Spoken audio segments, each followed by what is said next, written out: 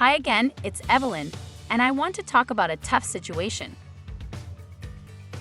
Imagine you're an expert in your field, passionate about making the world a better place. You've spent years researching sophisticated systems and intricate relationships, but when you try to share your knowledge, you're met with hesitation or blank stares. Don't worry, you're not boring, and you're definitely not alone. Welcome to the curse of knowledge bias. The curse of knowledge, or expertise, affects us all, especially when we're passionate about complex topics. It's easy to forget that not everyone shares our background or perspective. As we gain experience, it's nearly impossible to remember what it was like not to have it. We assume others share our thought process, our passion, our sense of understanding, but they don't, at least not yet. This bias creates a communication gap as we struggle to convey our thoughts in accessible ways.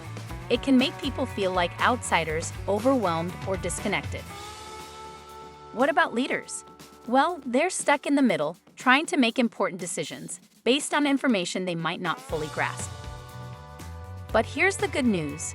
Awareness is the first step to overcoming any of our biases, and by recognizing them, we can start to bridge the gap. We can learn to step back and to reframe our knowledge in ways that resonate with diverse audiences, like different levels of expertise or varied cultural contexts. We can try to remember what we have in common and use that to be better communicators.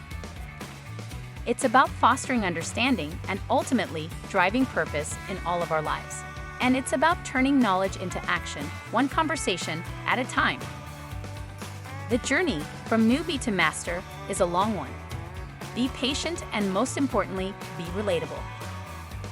That's it from Colorado. I'm Evelyn with Blue Marble Stories. Good luck on your path to success.